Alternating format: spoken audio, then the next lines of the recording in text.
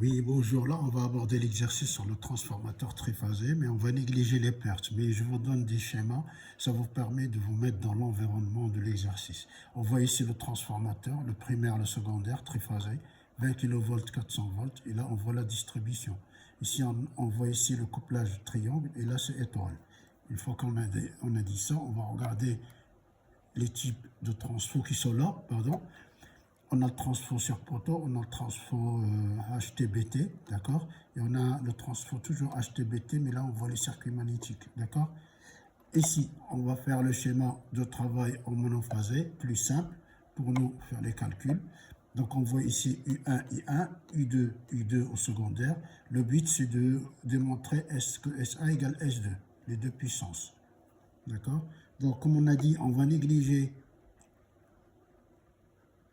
les pertes, à savoir les pertes en cuivre, le perte fer, le fluide de flux et le rayonnement quand c'est haute tension. Une fois qu'on a dit ça, on va regarder les données.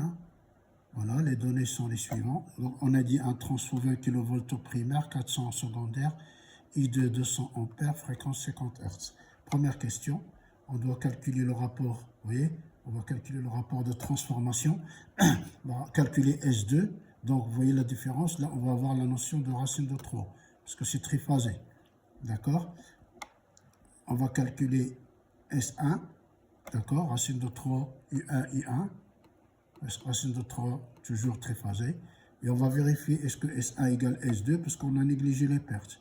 On attaque les calculs, donc on applique la formule, rapport de transformation, vous voyez, U1 sur U2, M égale 50, d'accord?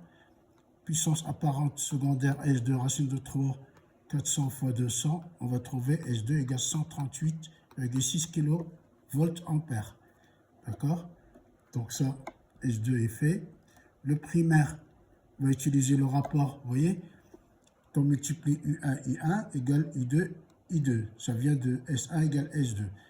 On fait la distribution, on trouve I1 égale, vous voyez, I1, on met ça là, on trouve I1 égale 4 ampères. D'accord? Application numérique. Puissance primaire, vous voyez, hop. Le primaire S1 égale racine de 3, U1 fois 4 ampères. D'accord? On va trouver 138,6 kVA. Donc, conclusion, S1 égale S2. En plus, ici, on a trouvé 138,6 kVA. On regarde ici la doc technique, vous voyez ici. Vous voyez, ici, on a les kilovolts ampères. Il y a 50, il y a 100. Là, on a trouvé 138. Donc, éventuellement, on va prendre 200 kVA. Ici. Merci de votre attention. À bientôt.